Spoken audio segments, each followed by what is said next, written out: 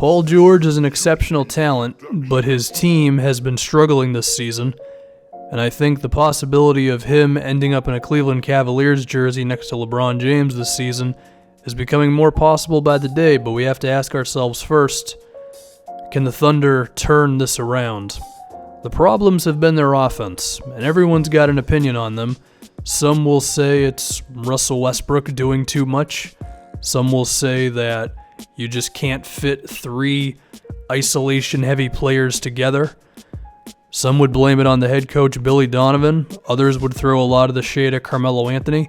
Whatever reason you have, the fact is OKC's offense has just been not able to put all these guys together in a productive way.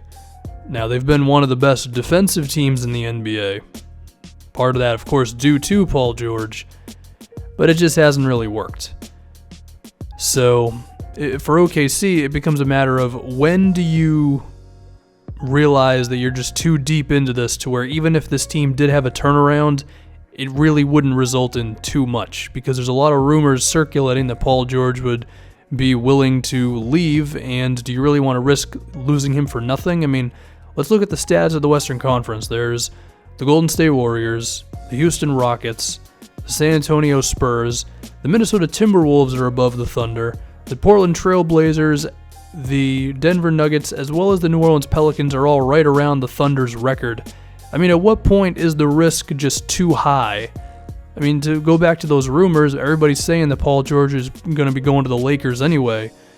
So the combination of OKC not being that great and with the Lakers rumor out there, I mean, is it just too much of a risk for OKC to hang on to him to hope something comes out of this season?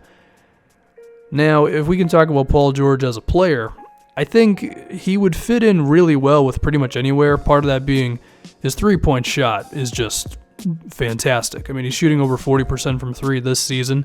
He's been one of the better shooters in the NBA for quite a while now. So if he ended up on the Cleveland Cavaliers, a team where LeBron James is the ball-dominant player, then, I mean, he'll be able to play off of that really well, just from spotting the floor.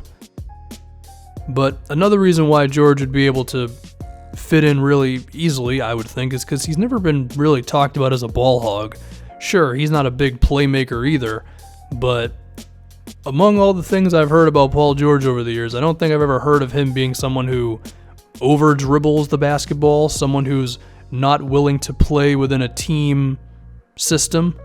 Sure, he might like his isolations and all that, but I don't think it's a matter of doing it to the detriment of his team. I think he's just been doing what his coaches and what the team around him have asked him to do. But I think if you surrounded him with more talent, he'd be totally willing to make plays for teammates. But the other thing is how good of an off-ball player he is. George is really one of the best in the league when it comes to running across screens, finding ways to get open, cutting to the basket, taking advantage of a defender who is falling asleep for a split second. And he can hit a shot from almost anywhere on the floor. Three-pointers, mid-range, floaters at the basket. So he does not need the ball in his hand to be a very effective offensive player, which means you could just insert him into an already established offense, and you'd probably be okay.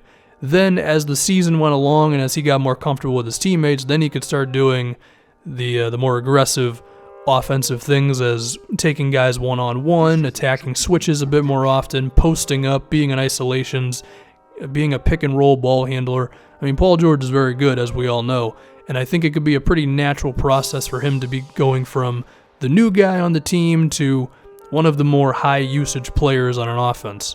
Now let's get back to the Cleveland Cavaliers, because they're the main shtick of this whole thing. I mean, Cleveland is rolling at the moment. LeBron James seems to be getting better as he ages, and I think a question can now be asked of, can LeBron go into his deep 30s and still be a very effective player? Because that's a big deal when it comes to this trade, given that they would have to give up the Brooklyn pick, which we're going to be talking about a little bit more here. I mean, if LeBron James can go until he's 37, 38, 30, potentially 39 years old and still be this great of a player, then I think you become a bit more comfortable with trading away a potential pick. But the other thing with that Brooklyn pick is the Nets are currently slated to get like the 10th pick in the draft. So It's not like they would be losing the number 1 pick, the Cavaliers, if they traded this for Paul George. I mean, would you trade the 10th overall pick? Potentially. I mean, it could get as low as 7. It could end up with like being 11 or 12 or whatever. But would you trade the 10th pick for Paul George? I'm pretty sure everybody would. As for the rumor that LeBron would leave after this season, I don't think anyone can afford him and put a great team around him. I think his best chance is the Cavaliers just getting the talent to where he can win another title. And I think Paul George is the guy who can really do that because he's the multi-position defender that you need against some of the best Western Conference teams. And he's that big shot maker that, I mean, you need those guys in today's NBA, and he is definitely one of them, to go along with, Isaiah Thomas, Kevin Love, a lot of offensive options. As far as what the trade would be, I mean, there's Channing Frye and Iman Shumpert who make the money work. If I was OKC, I would probably ask for Cedi Osman as well to go along with that Brooklyn pick. And, I mean, I mentioned Isaiah Thomas a little bit ago. One thing that's interesting with him is his contract is up after this season. I mean, to be honest, if I had Paul George, Kevin Love, and LeBron James, I wouldn't have too much trouble with letting Isaiah Thomas walk if he asked for like too much money to where my team would become too expensive. But of course, you would love to have all those guys. Now, the big reason for this, I mentioned before, I mean, you want to win a title with LeBron, right? Well, you got to deal with the Golden State Warriors. You have to deal with the Houston Rockets and the San Antonio Spurs. I mean, Kawhi just came back to these guys, and they were already damn good.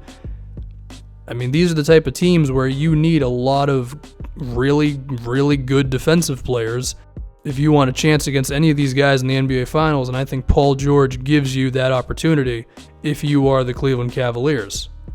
We've seen the impact that PG-13 can make in the postseason when he's been his own guy, and then if you put all of that next to LeBron James and Kevin Love, then I think you got something special on your hands. It's an idea. OKC could turn it around. Cleveland may not want to give up the pick. We'll have to see what happens, but I think the idea of Paul George ending up in the Cleveland Cavaliers this season is becoming more possible by the day.